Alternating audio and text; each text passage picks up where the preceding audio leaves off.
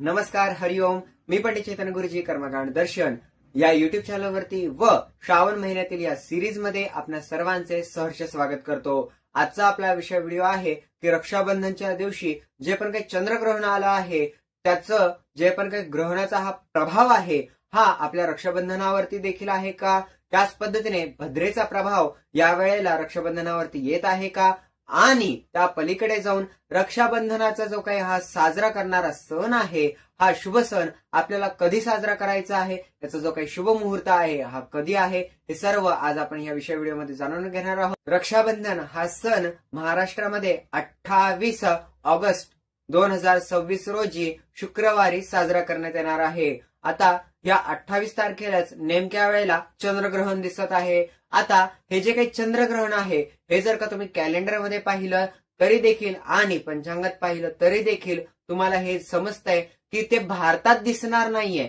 त्याच्यामुळे रक्षाबंधनचा आणि या चंद्रग्रहणाचा काही एक संबंध नाही. त्यामुळे घाबरायचं कारण नाही.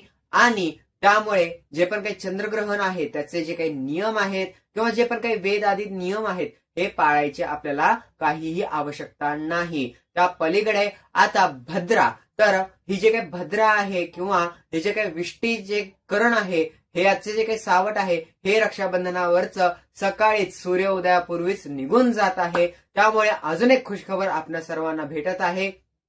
कारण का सूर्योदयापूर्वीच भद्रा काळ हा निघून जात असल्या कारणाने संपूर्ण दिवस आपल्याला मोकळा आहे आपल्या रक्षाबंधना करता. जर का तुम्ही मुंबईमध्ये राहत असाल तर मुंबईमध्ये 6:28 ते सकाळी 9:09:50 पर्यंत हा जो काही शुभ मुहूर्त आहे रक्षाबंधनाचा तो असणार आहे. जर का तुम्ही पुणे व पुण्याच्या आसपास राहत असाल तर तुमच्यासाठी सकाळी 6:19 ते सकाळी 9:48 पर्यंतचा हा शुभ मुहूर्त असणार आहे. तुम्ही जर का मुंबई महानगरामध्ये राहत असाल किंवा ठाणे वगैरे ह्या जिल्ह्यांमध्ये राहत असाल तर तुमच्यासाठी जो काही शुभ मुहूर्त तो असा सकाळी 6:19 पासून ते 9:50 पर्यंत. संपूर्ण महाराष्ट्राकरता जो काही शुभ मुहूर्त आहे तो असा सकाळी 6:19 ते सकाळी 9:49 पर्यंत हा शुभ काळ राहणार आहे.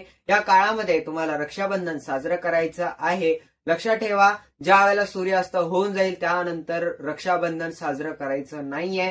कारण का सूर्यनारायण त्या वेळेला आकाशामध्ये नसणार आहेत. रक्षाबंधन करत असताना अंगामध्ये कोणत्याही प्रकारे काळ्या रंगाचे कपडे, कडू जे पण काही वस्तू असतात, कडू मिठाई असेल किंवा एखादी नासलेली मिठाई असेल इत्यादींचा वापर करायचा नाहीये. भले तुम्ही साखरेचा एखादा तुकडा किंवा एखादा कण का नाही भावाच्या मुखामध्ये ठेवा तो चालेल, पण कडू एखादी वस्तू असेल किंवा एखादी अशी की बुरशी लागलेली गोष्ट असेल तर ती त्या ठिकाणी खाऊ घालायची नाहीये. काळे वस्त्र परिधान करायचे नाही, राखाडी वस्त्र परिधान करायचे नाहीयेत, डार्क निळ्या रंगाचे कपडे परिधान करायचे नाहीयेत. या काळामध्ये कर्मकांड दर्शनच्या संपूर्ण टीम कडून व माझ्याकडून तुम्हा सर्वांना रक्षाबंधनच्या खूप खूप शुभेच्छा. तुमचं हे जे काही रक्षाबंधन आहे ते असंच अटूट राहो आणि तुम्हा भाऊ बहिणीतलं जे काही प्रेम आहे ते असंच अगणित होत राहो हीच ईश्वरचरणी प्रार्थना. जर का तुम्हाला हा व्हिडिओ आवडला असेल तर चॅनलला सबस्क्राईब करा, लाईक करा, बेल आयकॉन क्लिक करायला विसरायचं नाहीये. पुन्हा एकदा असाच एखादा व्हिडिओ घेऊन भेटू. तोपर्यंत हरिओम.